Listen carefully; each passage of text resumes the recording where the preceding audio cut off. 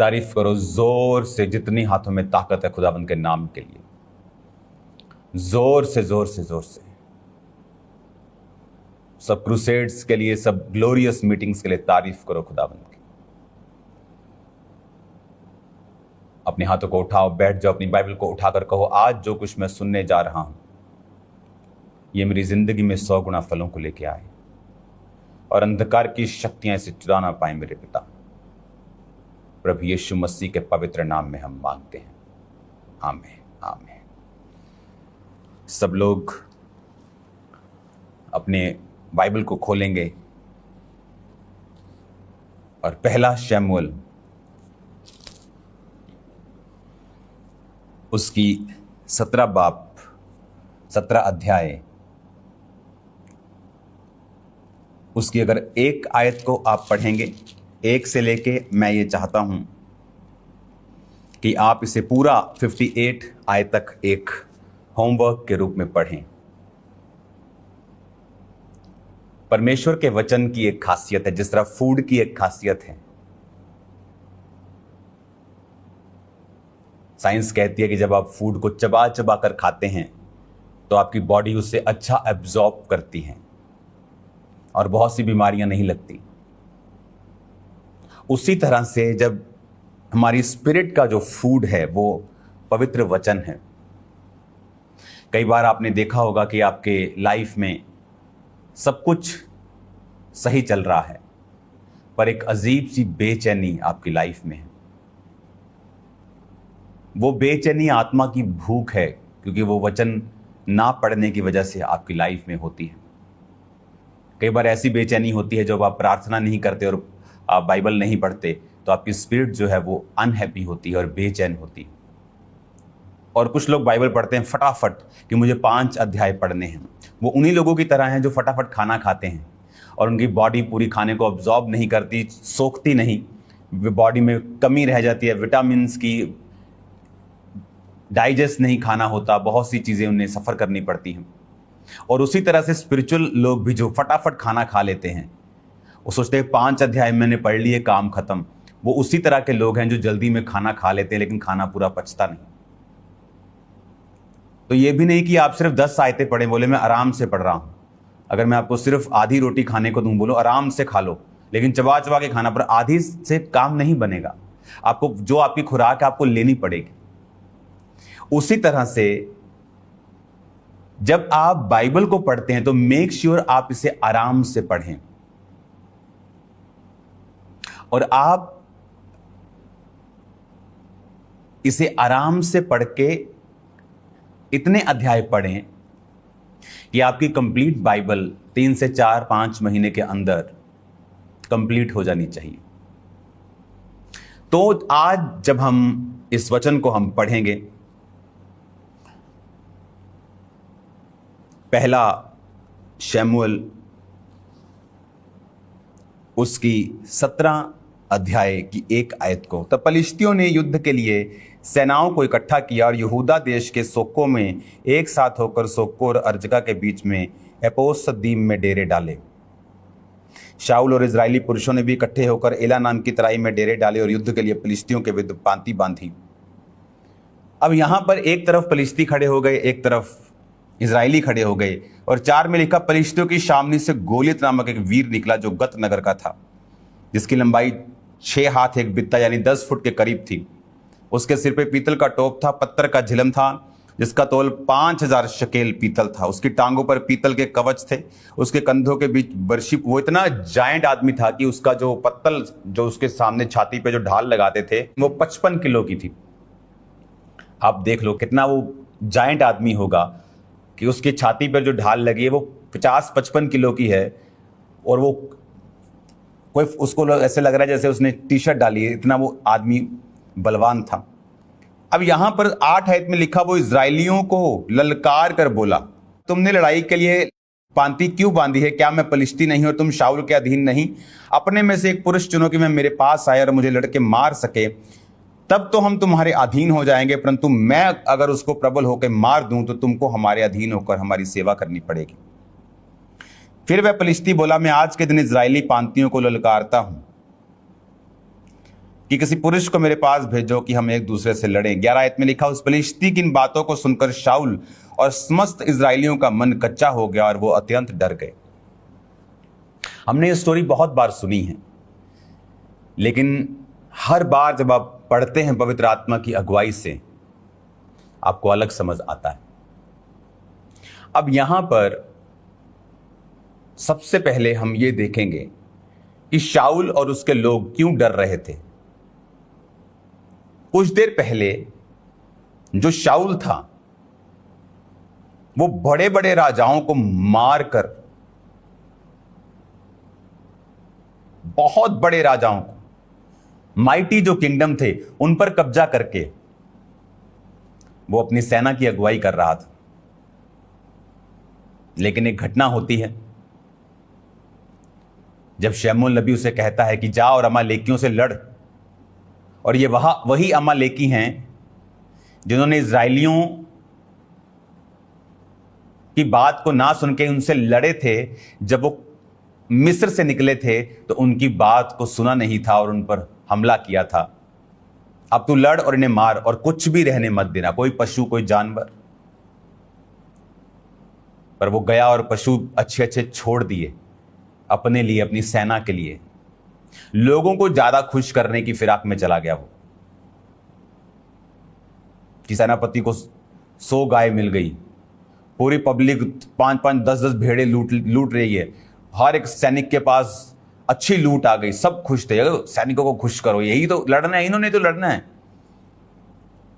और परमेश्वर ने क्या कहा था कि किसी अच्छी चीज को जीवित मत छोड़ना। अरे ये तो भैंस है, आज के हिसाब से बोलो 80,000 की भैंस है, अरे ये वाला तो 2 लाख वाला है, जानवर है, इसे संभालो, हमारे खजाने में ऐड हो जाएंगे, लोग खुश हो जाएंगे। लोगों को खुश करते करते कब वो परमेश्वर से हट गया उसे मालूम नहीं पड़ा। और यहां पर उस समय पोजीशन यह थी कि परमेश्वर शाऊल के संग था। कोई भी युद्ध आता था तो शाऊल उसे जीतता था। अब जब गोलियत के सामने वो आया, उस समय उसकी पोजीशन ये थी कि यहोवा का आत्मा उससे हट चुका था। और अगर आप 16 बाब को पढ़ेंगे, मैं आपको अगली मीटिंग्स में पढ़ाऊंगा कि सिर्फ यहोवा का आत्मा शाऊल पर से हटा ही नहीं था, परंतु यहोवा की ओर से एक दुष्ट आत्मा शाऊल के ऊपर आता था और शाऊल को घबराहट देता था। तो इसका मतलब जब गोलियत उसके सामने आया, उसके ऊपर ना तो खुदा का आत्मा था, ना ही प्रभु उससे बात करता था, क्योंकि वचन कहता है संग्राम यहोवा का है। दाऊद क्यों अपनी हर एक लड़ाई को जीतता था? क्योंकि प्रभु उसे बताता था हर लड़ाई से पहले कैसे लड़ना है, किधर से जाना है, कब जाना है, किस पहर जाना है, रात सुबह दोपहर कैसे जाना है, कितने लोगों के साथ जाना है। लेकिन जब परमेश्वर का आत्मा उस पर से हट गया, क्यों? लोगों को खुश करने के चक्कर में। आज हम लोगों को खुश करते करते कब परमेश्वर को नाराज कर बैठते हैं हमें पता ही नहीं चलता। रिश्तेदारों को खुश करते करते, ओ मैं प्रभु को मानूंगी तो मेरा पति नाराज हो जाएगा पूरी तरह से, मेरे रिश्तेदार नाराज हो जाएंगे, मेरा बेस्ट फ्रेंड मुझसे दूर हो जाएगा। और कब हम उस परमेश्वर से दूर हो जाते हमें मालूम भी नहीं पड़ता। यहां पर फिजिकली कुछ फर्क नहीं पड़ रहा है। जब उसने अच्छी अच्छी गाय बैल सब रख लिए तो फिजिकली कोई फर्क नहीं पड़ रहा है, सिर्फ बातें ही हो रही हैं कि प्रभु तेरे साथ है, अब प्रभु तेरे साथ नहीं है, लेकिन फिजिकली उसको कोई फर्क नहीं पड़ रहा। फिर कुछ दिनों के बाद दुष्ट आत्मा उसे घबराने लगता है।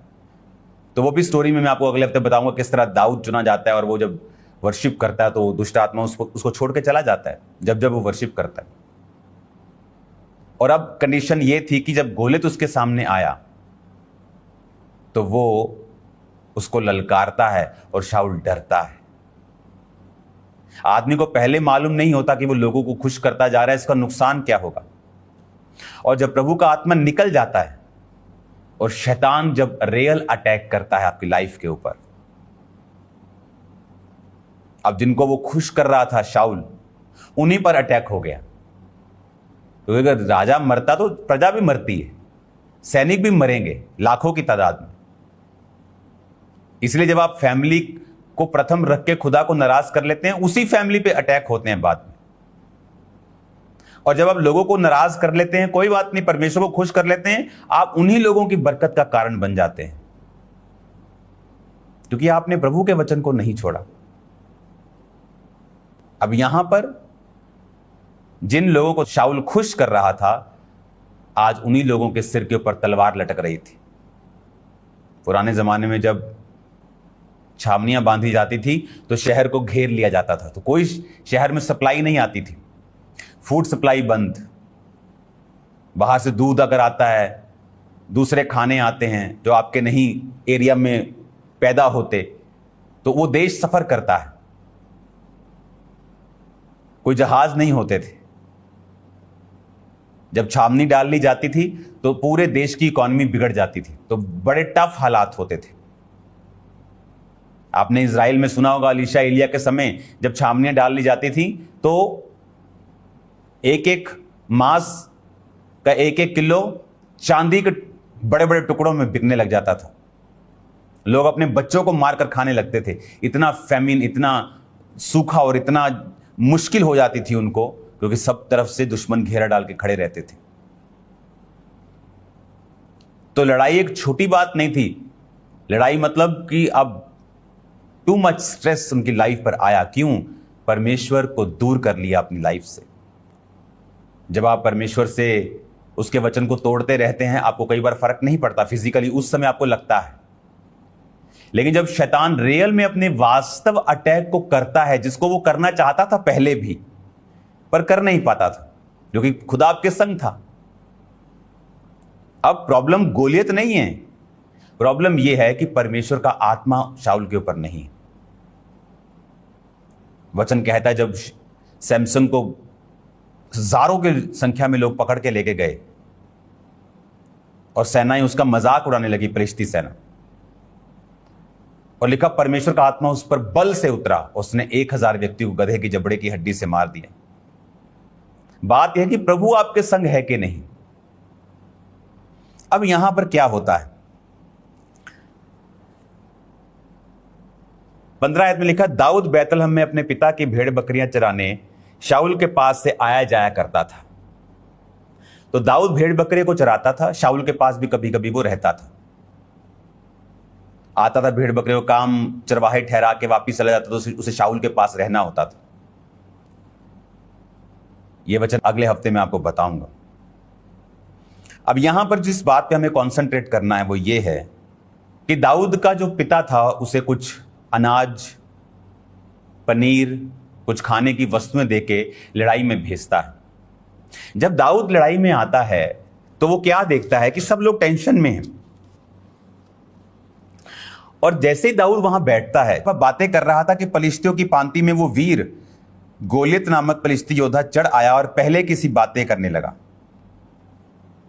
अब ये सीन दाऊद के सामने होने लगता है, क्योंकि रोज की बात थी, 40 दिन तक वो ललकारता रहा, किसी की हिम्मत नहीं थी। अब दाऊद के सामने भी सेम सीन होता है। इट वॉज डिवाइन, ये ईश्वरीय था, टाइमिंग। जब आप परमेश्वर की आत्मा से भरे होते, जैसे दाऊद भरा था, आपकी लाइफ में जो घटनाएं आपके आसपास होती हैं, ईश्वरीय टाइमिंग से होती।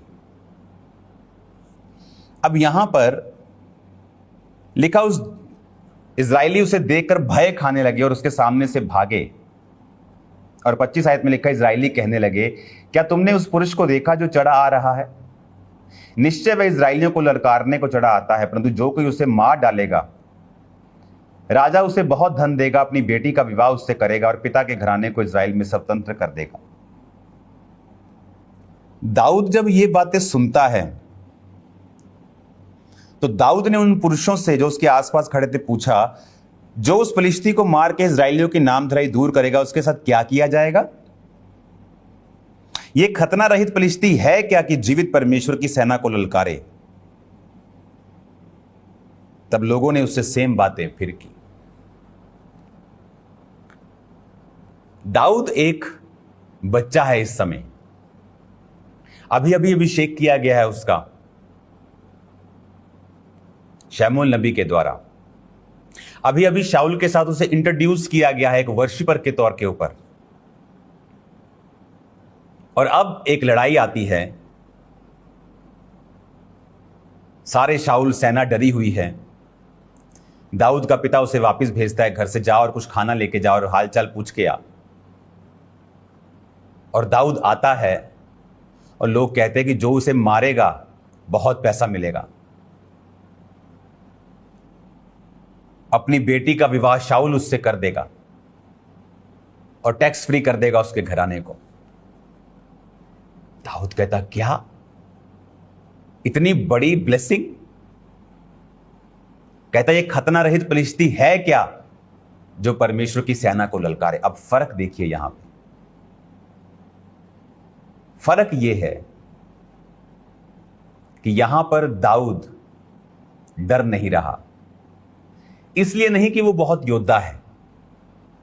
यहां तक कि जब दाऊद लड़ने के लिए जा रहा था गोलियत से और उसको शाऊल की तलवार और सब ढाल वगैरह दी गई, तो लिखा दाऊद से चल भी नहीं हो रहा था। यानी वो सेना की प्रैक्टिस में भी नहीं था। उसके भाई थे पर वो सब डर रहे थे। क्यों? सब पाप में थे। और यहां दाऊद परमेश्वर का मसा पाया हुआ, उसका आत्मा दाऊद पर उतरता था प्रभु का। और जब सुनता है कहता क्या किया जाएगा? उसे यकीन नहीं हो रहा था कि यार ये तो छोटा सा काम है।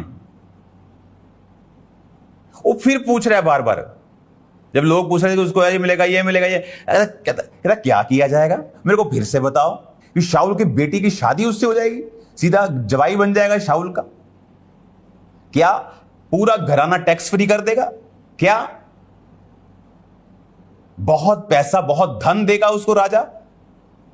उसे यकीन नहीं, it's too good to be true. कहता दोबारा बताओ मेरे को जरा। कहता ये खतना रहित फलिश्ती है क्या जो परमेश्वर की सेना को ललकारे? एक दलेरी, एक अंदर से फायर जो उस व्यक्ति में कभी नहीं आ सकती जो परमेश्वर से दूर है। एक धर्मी, एक पापी, दोनों चल रहे हैं, दोनों चर्च भी जा रहे हैं, पर एक प्रभु की प्रेजेंस में वफादार है और एक वफादार नहीं है। लेकिन दिखने में सेम है। गाड़ी में वो आ रहा है, गाड़ी में ये आ रहा है, सब कुछ सेम है। लेकिन एक समय आता है जब शैतान अटैक करता है और जो परमेश्वर से दूर है वो घबराता है, वो भागता है, वो डरता है, उसको कोई रास्ता नजर नहीं आता। लेकिन जो प्रभु के नजदीक है, सेम मुसीबत, सेम कैटेगरी, 100% वही मुसीबत जब उसकी लाइफ में आती है, वो जानता है परमेश्वर उसके साथ है, वो जानता है यहोवा उसके संग है, वो जानता है शैतान का उसके जीवन पे कोई अधिकार नहीं, वो जानता है ये बीमारी, ये गरीबी, ये श्राप, ये मुसीबत, ये कोविड, ये मेरे लिए नहीं है, यीशु मसीह के नाम। आमीन। कहां थे कोविड में खामरा चर्च? आज भी इंटरनेट पे फोटोज देखो, पहले दिन से जब लोग अंदर थे, हम सड़कों के ऊपर थे, ले हैंड कर रहे थे लोगों के ऊपर, कोविड वाले लोगों के ऊपर। अन्य जाति की गवाहियां हैं, जो अन्य जाति लोग हैं जो प्रभु को नहीं जानते, बड़ी पदवियों के ऊपर है, पंजाब की बहुत बड़ी पदवियों के ऊपर, उनकी फैमिलीज पे कोविड के टाइम जब पहली वेव आई थी, कोई मेडिसिन नहीं थी, ले हैंड हुए हैं और वो ठीक हुए हैं 2-2 दिन में। क्योंकि जब आप परमेश्वर का आत्मा आपके ऊपर है, वो समय होता है चमकने का। लोग डर रहे होते हैं, बड़ी बड़ी बातें करने वाले भी इंटरनेट पे फिर नजर नहीं आते। लेकिन उस समय दाऊद को पता था कि यह मुसीबत खुदा की ओर से है। दाऊद की लाइफ का बिगेस्ट ब्रेक थ्रू गोलियत को मारना था। बिगेस्ट ब्रेक थ्रू उसकी सेवकाई का, उसकी लाइफ की एंट्री का इन रॉयल किंगडम, गोलियत को मारना था। गोलियत को वही मार सकता था जो अपनी स्ट्रेंथ पे नहीं, यहोवा पर भरोसा रखे, और खुदा ने उसे मसा किया हो, जो कि कुछ दिन पहले दाऊद को परमेश्वर ने किया था। और उसी को मसा किया जा सकता है जो प्रभु के साथ एक समय, लंबे समय तक वफादार रहा, जो कि दाऊद था और उसके भाई नहीं थे। अब जब एक विश्वासी की जिंदगी में मुसीबत आती है, हो सकता कुछ देर के लिए वो डर जाए। एलिया भी डर गया था। इजाबेल कहती है आज तेरा सिर धड़ से मैं शाम तक की अलग कर दूंगी। लिखा एलिया भागा। वो एलिया जिसने 800 कितने नबियों को मार दिया, बाल के और शेरा के, कितने नबियों को मारा, लेकिन वो डर गया। हो सकता है विश्व धर्मी भी डर जाए, लेकिन सडनली वो कम बैक करता है क्योंकि परमेश्वर का आत्मा उसके ऊपर। लेकिन एक अनफेथफुल, एक बेवफा आदमी जो खुदा से बेवफा है, वो वापसी नहीं कर सकता। वो मुसीबत उसको पता है, उसको झाड़ेगी, उसको छांटेगी, उसको खत्म कर देगी। कितना जरूरी है खुदा के साथ फेथफुल रहना। हालेलुया। और यहां पर फिर दाऊद अपनी स्टोरी, जब शाऊल के पास उसे लेके जाया जाता है कि एक आदमी ऐसी बातें कर रहा है लड़का, और शाऊल कहता है ये तो लड़का है, ये तो छोटा बच्चा है। कहता नहीं नहीं नहीं, जब मेरा बाप मुझे भेड़ बकरे को चराने भेजता था और शेर भालू मेरी भेड़ों को चुराता था, तो मैं उसके मुंह से अपनी भेड़ चुरा लेता था। एक लड़का यंग बता रहा है कि मैंने शेर को मारा है, भालू को मारा है। 5 लोग भी शेर को मार नहीं सकते हैं। भालू आदमी से दुगना तेज भागता है, शेर तो चलो आगे की बात है। ना आदमी है भालू से लड़के जीत सकता है, ना शेर से लड़के जीत सकता है। 16 साल का लड़का ऐसा कैसे बोल सकता है? वफादारी। जब आप प्रभु के साथ फेथफुल होते हैं और सडनली कुछ चीज आप पे अटैक करती है, परमेश्वर का आत्मा आप पर उतरता है। आपके अंदर एक अजीब सी दलेरी होती है कि मैं इसको पार कर लूंगा, मैं गो थ्रू कर जाऊंगा। ये मुझे चमकाने के लिए आई, ये मुझे मारने के लिए नहीं आई। लेकिन वो वफादारी, उसके पीछे की सपोर्ट, कारण, रीजन उसका नींव है। ऊंची बोलने से शैतान भागेगा नहीं अकेला, वो आपके कैरेक्टर से, आपकी फेथफुलनेस और प्लस आपके वर्ड्स जो आप बोलेंगे, फिर वो भागेगा। दाऊद ही दलेर क्यों था? कहता ये है क्या, कौन है ये जो प्रभु की सेना को ललकारे? ऐसी दलेरी, ये मुसीबत मुझे मारेगी, ये कोविड मुझे मारेगा, ये बीमारी मुझे मारेगी, इसकी क्या औकात, ये मुझे मार सकती है? कोई औकात नहीं। ये तभी हो सकता है जब आपके अंदर प्रभु की दलेरी हो। पहला काम जो आप करेंगे इस हफ्ते, वो है आप फेथफुलनेस के ऊपर, प्रभु के साथ वफादार रहना, उसके ऊपर आप कंसंट्रेट करेंगे। आप पूरा हफ्ता, I have to be faithful with God, मुझे परमेश्वर के साथ वफादार रहना है। आप मनन करेंगे। चोरी करने समय आपके हाथ रुकें, गंदा देखने समय आपकी आंखें रुकें, गलत काम करने समय आपके पांव रुक जाएं। आप मनन करेंगे कि मुझे प्रभु के साथ वफादार रहना है। पूरा हफ्ता आप मेडिटेट करेंगे, मुझे प्रभु के साथ वफादार रहना है। फुल वीक, क्योंकि वफादारी आपकी लाइफ में जब होगी, वही तेल को, वही अभिषेक को पैदा करेगी। जब अभिषेक होगा तो दलेरी होगी, जब दलेरी होगी शैतान आप पर काम नहीं कर पाएगा। तो अगले हफ्ते से जो टीचिंग सीरीज स्टार्ट होगी, और आप एक वंडरफुल ब्लेसिंग को अगले हफ्ते देखने वाले हैं। वंडरफुल ब्लेसिंग, आपका दिल गदगद हो जाएगा। सरप्राइज है आप लोगों के लिए। तो अगले हफ्ते प्रभु भोज भी होगा, सरप्राइज भी होगा। अगस्त का महीना एक ग्लोरियस शुरुआत को लेके आएगा हमारी लाइफ में, जो हमने पहले कभी नहीं देखी। तो तैयार रहो, और इस पूरा हफ्ता आपको कंसंट्रेट करना है, मनन करना है। किस चीज के ऊपर? वफादारी के ऊपर, कि मुझे फेथफुल रहना है पिता के साथ। वचन को पढ़ो, फॉलो करो, कोई जानबूझ के पाप मत करो, लोगों से मत डरो, पीपल प्लीजर, लोगों को खुश करने वाले मत बनो, खुदा को खुश करने वाले बनो। क्योंकि जिनको आप खुश कर रहे हैं वो भी एक दिन शैतान के अटैक के नीचे होंगे। आप तो मरेंगे, वो भी मरेंगे। लेकिन जब आप गॉड प्लीजर होंगे, खुदा को खुश करेंगे, वो लोग भी बचाए जाएंगे जो आपका विरोध करते हैं। तो रेडी रहो, पूरा हफ्ता फेथफुलनेस को ढूंढो, फेथफुलनेस में रहो, मनन करो कि मुझे परमेश्वर के साथ वफादार रहना है। आपकी लाइफ सेम नहीं होगी, आपकी लाइफ सेम नहीं होगी, जिंदगी सेम नहीं होगी यीशु मसीह के नाम। अपने हाथों को उठाओ, एक सॉन्ग जो आज भी मुझे तसल्ली देता है और मेरे दिल में बैठता है। तूने मुझे बनाया, तूने मुझे सजाया, तेरा शुक्र हो मसीहा, तेरे प्यार के लिए। तूने कल्वरी पे मालिक मेरी गंदगी उठा ली, तुझे जान कर मसीहा, नहीं और कुछ तमन्ना,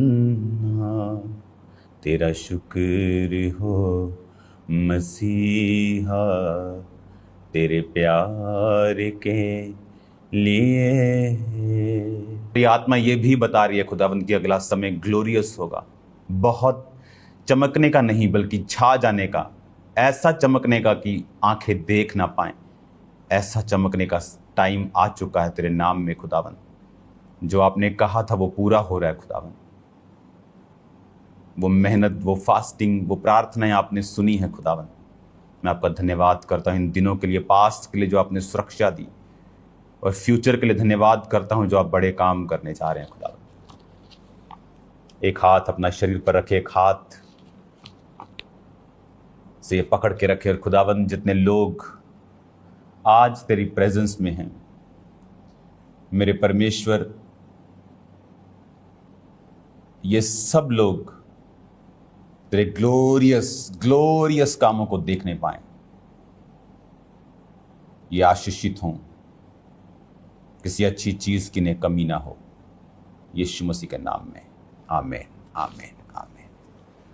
यदि ये संदेश आपके लिए आशीष का कारण बना हो तो वीडियो को लाइक और शेयर करें, चैनल को सब्सक्राइब करना ना भूलें। परमेश्वर आपको और आपके परिवार को आशीष दे। जय मसीह की।